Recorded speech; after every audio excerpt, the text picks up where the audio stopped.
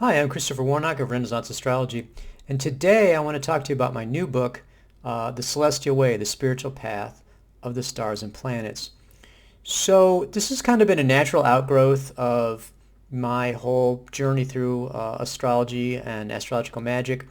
I started off kind of as a spiritual seeker. This is probably, almost 25, 30 years ago. Um, and astrology when I first sort of stumbled onto it was because I was a seeker. I was looking at these various spiritual paths. Um, so, as I started getting into astrology and learning it, I mean, it's in a lot of ways very practical. I mean, the medieval Renaissance astrology that I practice is very predictive. So the focus is on, predicting concrete events, and then astrological magic is often also very practical. There's certain specific goals people are interested in or certain effects people want to cause. And so that's often what they're focused on astrological magic for. So, and that's certainly true of our sources. I mean, again, when you're looking at Lily's Christian astrology for horary, it's how to, someone says, well, I marry X, you're going to find out that for them. And astrological magic, wealth, love, all these very sort of seemingly sort of mundane goals. So you end up saying, well, what's sort of spiritual about that? Now, what I found was, as I developed in my practice, I became pulled more and more to what I call devotional practice. So my approach is more and more trying to relate to the celestial spirits, the celestial angels, only dealing again for me with angels, with really positive beings, and being less and less focused on specific concrete effects, give me this or give me that, as opposed to just sort of like, happiness and, long life or whatever. And again, my approach is very much like friendly, respectful, treating the angels, in a respectful way. And, obviously not trying to command them, not trying to force them to do things, not making deals, but really just enjoying being in their presence, and then also having a positive transformative effect. So again, that approach is, quote, spiritual as well. But really, if we look at astrology and magic, deep down, these are spiritual sciences in the sense that they are based on the practical applications of spiritual connection. So eventually, as I work with that, I'm also on a parallel track with my spiritual journey, basically through Sufism, through Zen Buddhism, and then through the modern non-dual movement, to the point that Kensho experiences, which is the experience of no self, were experienced. I can't say by me because no self, there's no one there as an experiencer, which again seems very odd to people. That's the sort of most central part of the reality is that I exist, but it is possible to have a perspective that, where there is no self. So I started thinking about, is it possible to become enlightened? Is it possible to have the higher spiritual progress through astrology and astrological magic? And I think probably it is. That's theurgy, but I have not experienced that. So I really started thinking, well, what can we do with astrology in a spiritual way? And what I realized was the first thing that we can do about it is to step back and to say, well, what is spirituality? This is extremely difficult for us because we're living in a society whose worldview, and again, that was a very important part. I go into a lot of detail on this in the book, about worldview. And worldview is not just your conscious philosophy, but also your unconscious assumptions about how the world works. In fact, it is your reality. So it makes it very hard for people to recognize that there's other worldviews. If someone doesn't have the same worldview as you, they're irrational, they're insane. And the modern worldview is what I call atheistic materialism, which is the view that nothing exists except matter and energy. And so it's confusing because as this view became more prevalent, particularly with the elites coming into the 18th century, they developed what I call the truce, which is that the atheistic materialists, the scientists, the elites were allowed to determine the nature of reality, which is there's nothing but matter and energy. But if you were a religious person, you could compartmentalize and you could believe in God, sort of out there by itself. But otherwise you would accept an atheistic materialistic view of reality without even recognizing what was going on. So it's extremely difficult for people to come to grips with a worldview because that's where you're standing, it's your perspective, but also because of this obscuration of what the actual views and beliefs of the moderns are.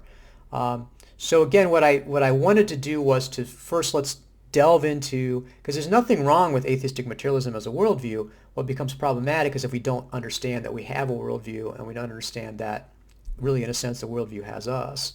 Um, then we don't have a firm foundation for understanding our reality, understanding what path is good for us. So since there's such a permeation of atheistic materialism, it makes it really hard to understand what spirituality is. I mean, spirituality is basically a synonym for good. I'm spiritual, I'm good. Or spirituality is psychology, and psychology is brain function, and brain function is just chemical and electrical reactions in the brain, which would be a standard sort of modern way of understanding what was going on with it. So what I recognized, though, was that while I have not achieved enlightenment with astrology and magic, it has been an amazing journey in terms of showing me that the spiritual does exist. Because if you do 100, 200, 300, or like I've done, almost 5,000 horary questions, and you get them right a significant amount of the time, it shows that this works, and it can only work through the spiritual connection of all things. I mean, there's not magnetism or some other scientific explanation for it. It's absolutely ludicrous from a scientific standpoint. Because under that view, everything is random except when it's determined by, energetic or energetic causality. And there isn't any energetic or physical causality for astrology, so it shouldn't work. But since it does, that's showing there's something else going on, and what's going on is a spiritual causality. So I think that astrology and magic, astrological magic, are a really amazing way of coming to grips with the reality of the spiritual and recognizing that there's some significant holes in the atheistic materialistic worldview. I think also, and this is one of the things that I do in the book, is to talk about some practical devotional practices that you can do yourself. For example, the Daily Planetary Practice. What that is essentially invoking the planet that rules the day, because each of the 7 days of the week explicitly come from the planets. That's the origin of the week, is the 7 planets, 7 days. So Monday's the moon day, Sunday's the sun, Saturday's Saturn. So you invoke the planet on that day. You can also use planetary hour if you want. And then you do it repeatedly every day. And I've been doing that now for almost 20 years. So that's an excellent devotional practice. Planetary charity, making talismans in a devotional way. So talking about all these sort of practical things that you can do as far as adding a devotional side that's astrologically magic based into your spiritual practice. I also talk about some interesting things you can do with astrology from a spiritual standpoint. For example, figuring out the name of your guardian angel, personal daemon, spirit. Really, this is a Time Lord, and that can be seen from the chart. So that's interesting to figure out. And then some methods of contacting or working with and meditating with the guardian angel, personal daemon, as opposed to the Abramelin operation, which is very lengthy, takes a lot of time, takes a lot of effort. There are actually other ways to work with that. And then I'm getting into some theurgic things, some possible, higher spiritual work with astrology through the perfect nature discussion in Picatrix. Picatrix is probably the most famous grimoire of astrological magic. It has this very interesting passage about perfect nature.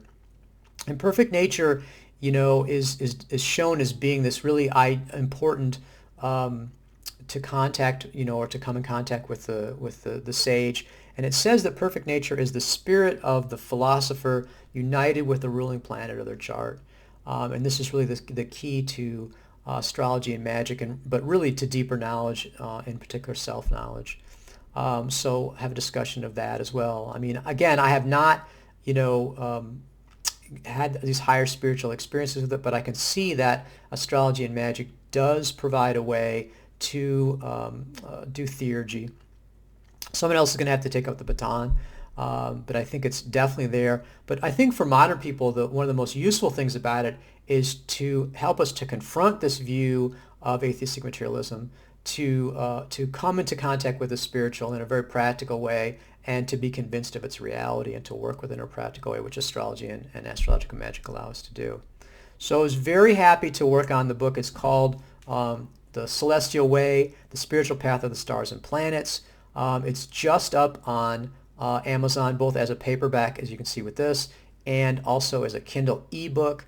You may have to search a little bit for it. I actually found I could do Celestial Way Warnock. If you just do Celestial Way, it's not quite into the system yet to find it, but Celestial Way Warnock on Amazon did pop it up. Also, if you go to my website under books, go to the Celestial Way link, and then you can see direct links to the printer or to Amazon as a paperback or Amazon as a Kindle.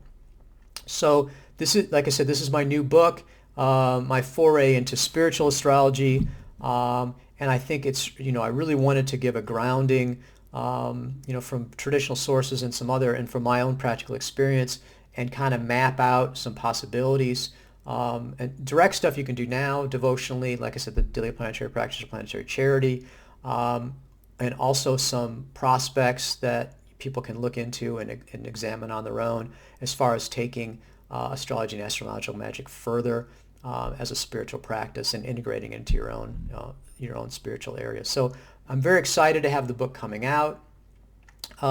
It's been something that's, I've been writing for a while, put it together, and finally was able to get it published within the past few days, get it up on Amazon and available, like I said, both as a paperback or ebook. So I would encourage you to check that out, take a look at it, and I hope that you'll find as interesting as I did to write, and that you'll begin your path into spiritual astrology.